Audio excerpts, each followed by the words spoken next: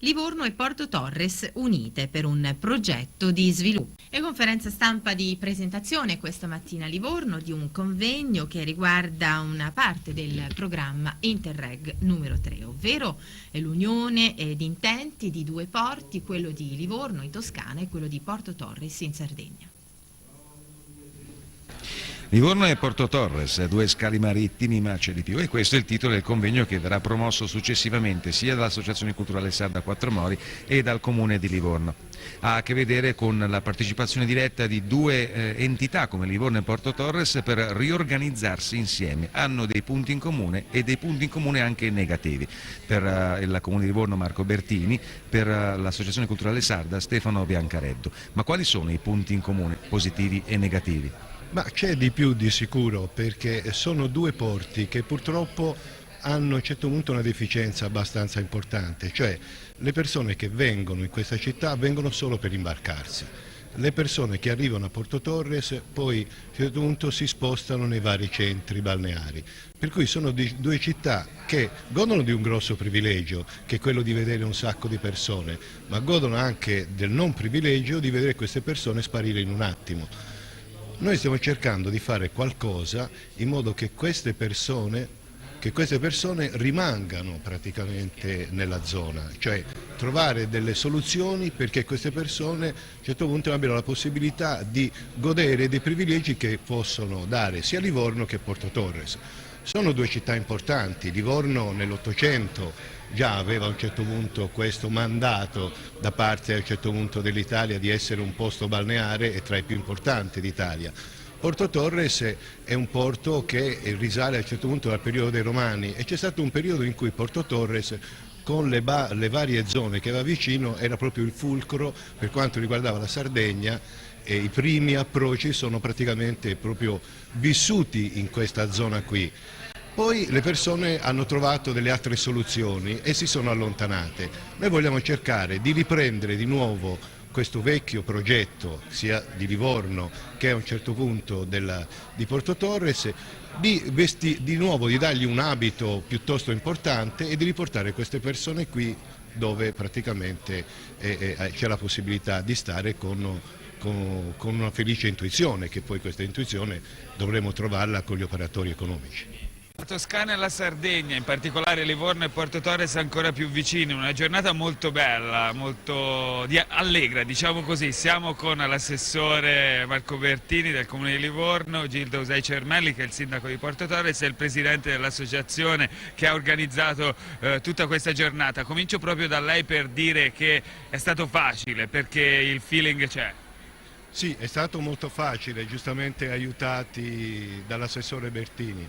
Noi siamo trapiantati praticamente qui a Livorno, siamo sardi e ormai a un certo punto viviamo di tutto quello che ci offre Livorno e abbiamo cercato in un certo senso di fare da collante fra queste due città che in un certo senso hanno forse gli stessi problemi e questi problemi possono essere risolti con una certa facilità proprio unendo le sinergie fra le due città. Gli stessi problemi ma anche le stesse bellezze e le stesse potenzialità, potremmo dire, sì. Non va dubbio, due realtà portuali che si incontrano grazie alle radici comuni, direi, perché il gruppo dei sardi che vuole promuovere questa interaggenza, questa interazione fra le due portualità, ma anche interaggenza nel turismo. Noi stiamo riscoprendo la nostra bellezza turistica, abbiamo come Porto Torres un'isola preziosa che è l'isola dell'Asinara e vogliamo metterla a disposizione della comunità nazionale ed internazionale, grazie anche al nostro veramente collegamento ormai che spero sia sistematico e profondo con la città di Livorno, che vorremmo anche fosse una rotta precisa e decisa e quindi sistematica con la città di Porto Torres, quindi la linea Livorno-Porto Torres per il turismo. Beh, in questo caso l'assessore è coinvolto automaticamente. Un sindaco, una signora così decisi è un binomio incredibile. Noi abbiamo il piacere, oltre che l'onore, di avere concittadini sardi e cittadini di Porto Torres, quindi oggi davvero è una giornata importante. Il nostro progetto è quello di crescere insieme, di crescere sempre più insieme.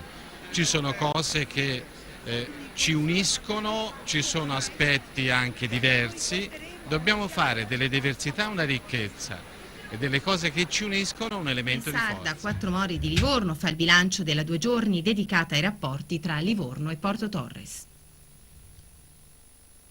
Si è concluso il convegno articolato in 2 giorni dal titolo Livorno e Porto Torres, 2 scali marittimi, ma c'è di più. Un appuntamento che si proponeva di far conoscere la storia, i territori e le risorse naturali delle 2 città. Nella seconda giornata un workshop tra operatori del settore turistico, dei trasporti e dell'associazionismo, ma è anche il momento del bilancio.